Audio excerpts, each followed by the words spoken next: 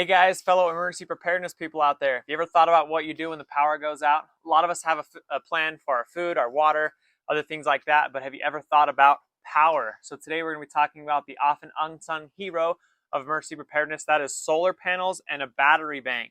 So if you like this type of content, let me know by hitting that like button below. Let's get to it.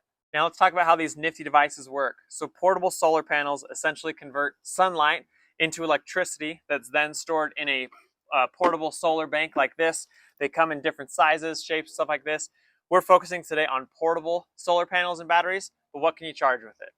You can charge radios for crucial emergency updates, cell phones to stay in touch with loved ones, flashlights for when the sun goes down, and lamps to light up your home. Before we talk about some of the limitations of portable solar panels, I want to talk about some of the product choices that you'll want to make to pair with these. So these are GMRS radios from Baofeng. Very popular, very common, and these are going to give you emergency updates, and they charge with the battery. So you want something that's going to be chargeable, so these are good to have.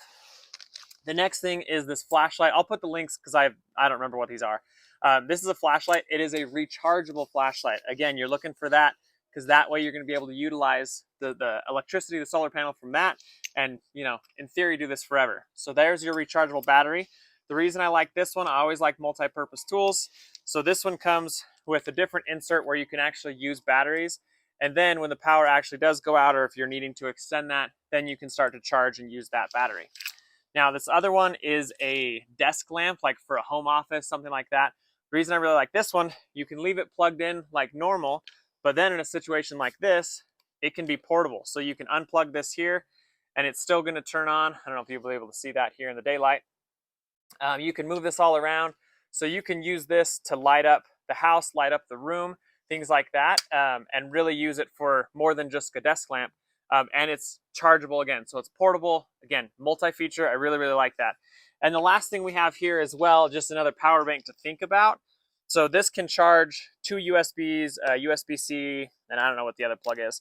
But essentially what this allows you to do is it's very, very portable. So if you're gonna go camping, something like that, but you want to be able to emergency charge your cell phone or other small devices like a radio, this is gonna do it. It's probably not the most efficient solar panel, but something like this would be a good choice. Now let's talk about a common misconception. While you can charge little hand warmers like this, a portable solar panel setup like this is not the best for keeping your house warm or a hot meal during a blackout, something like that.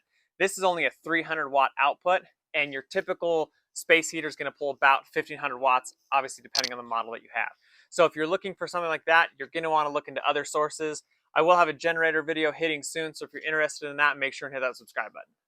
Now, while these are great to have for emergencies, these are also really useful for just camping, tailgating, hiking, other things like that. So last month, these obviously have your traditional AC and DC. Last month I used this to hook up a crock pot. We were going to a friend's house, wanted to keep it warm. So about an hour in the car, it worked. Now choosing the right solar panel setup can be overwhelming, but it doesn't have to be. You want to look for portability, if that's what you're going for here, right?